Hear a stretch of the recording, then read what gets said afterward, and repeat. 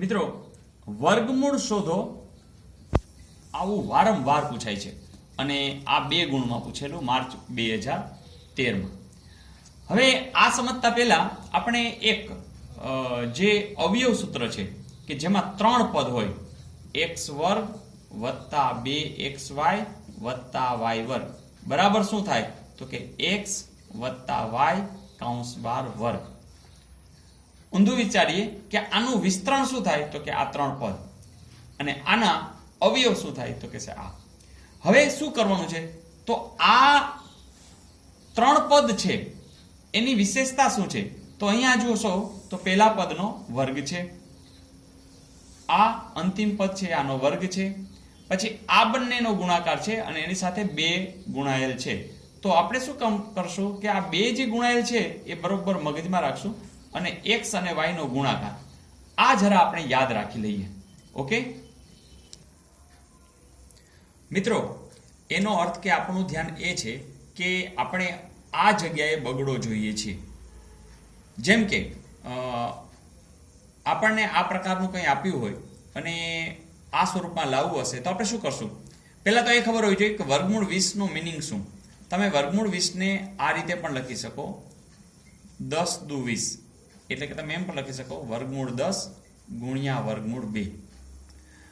કોઈ કહેશે ના મારે એમ નથી લખવું, મારે 5 ચોક 20 લખવું છે તો એમ પણ લખી શકાશે તો કે વર્ગમૂળ 5 ગુણ્યા વર્ગમૂળ 4.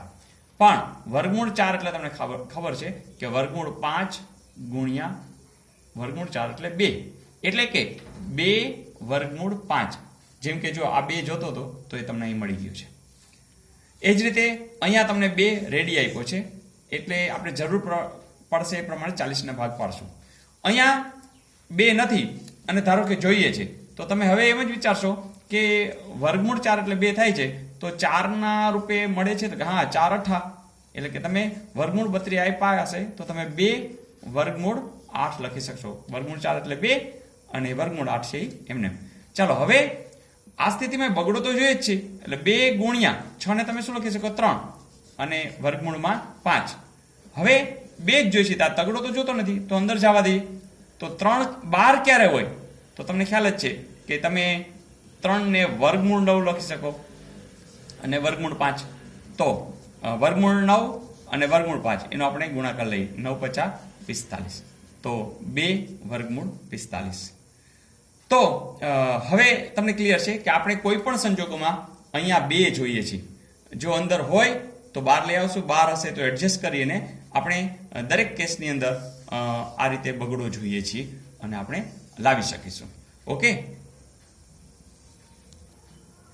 મિત્રો, હવે આપણા સમની અંદર 14 + 6 વર્ગમૂળ 5 છે. ચલો આ લઈએ. તમે આને આપણે 2 ગુણ્યા આ સ્વરૂપ તો આ જે કર્યું હતું એ જ રીતે તમે 2 ગુણ્યા વર્ગમૂળ 45 સુધી પહોંચી ગયા. બસ હવે દાખલાની શરૂઆતમાં ખાલી આટલું જ જોવાનું છે 45 ના એવા 2 ભાગલા પાડો કે જેનો ગુણાકાર તો 45 થતો હશે પણ સરવાળો છે 14 થતો હોય. યસ, સાવ સાચું છે. 9 × 5 = 45, 9 ને 5 14 થાય છે. તો હવે તમે જુઓ જોઈએ 14 ને 9 વત્તા 5 એવું લખી શકો અને વત્તા 2 અને આને તમે વર્ગમૂળ 9 ગુણ્યા વર્ગમૂળ 5 લખી શકો. બસ તો આના જેવું સ્વરૂપ થયું. આ એક પદ, બીજું પદ ને ત્રીજું પદ એવું જ છે. જેમ કે તમે પહેલા લખશો 9 પછી તો કે વત્તા 2 વાળું પદ તો વર્ગમૂળ 9 વર્ગમૂળ 5 વત્તા આ 5 છે અહીં છેલ્લે લખી. જોજો એક્ઝેક્ટ આ સ્વરૂપ છે. તો આને વર્ગના સ્વરૂપમાં લખવું હોય તો તમે લખી શકો. કેવી રીતે લખી શકો કે 9 છે એ એનું વર્ગમૂળ કરી નાખો, ઉપર વર્ગ કરી નાખો એટલે 9 એમને રહ્યા વત્તા 2 વર્ગમૂળ 9 વર્ગમૂળ 5. એ જ રીતે 5 નું પહેલા શું કરી નાખો વર્ગમૂળ અને વર્ગ. જુઓ જોઈએ x નો વર્ગ છે વર્ગમૂળ 9 નો વર્ગ વત્તા વત્તા 2 x ની જગ્યાએ વર્ગમૂળ 9, y ની જગ્યાએ વર્ગમૂળ 5, y નો વર્ગ વર્ગમૂળ 5 નો વર્ગ. તો આવા સ્વરૂપનો જવાબ શું મળે છે તો જે પહેલું x નો વર્ગ છે એની જગ્યાએ x તો અહીંયા આવશે વર્ગમૂળ 9 પછી તો વત્તા પછી y તો y ની જગ્યાએ છે વર્ગમૂળ 5 અને કૌંસ બાર વર્ગ. મિત્રો એમને તો તમને વર્ગમૂળ શોધવાનું કીધું છે એટલે કે આપણને આ સ્વરૂપ તો મળી ગયું. હવે જો આનું વર્ગમૂળ શોધવું હોય તો તમે વર્ગમૂળ જો લેશો તો શું થશે તો આ જે વર્ગ છે એ તો ઉડી જવાનો છે. વર્ગમૂળ 5 નો વર્ગ. આ વર્ગ અને વર્ગમૂળ ઉડી ગયા એટલે કે જવાબ મળ્યા વર્ગમૂળ 9 વત્તા વર્ગમૂળ 5. અહીં જો વર્ગમૂળ નીકળી શકતું હોય તો કાઢવું. જેમ કે વર્ગમૂળ 9 એટલે તમને ખબર જ છે કેટલા આવશે 3 અને વત્તા વર્ગમૂળ 5.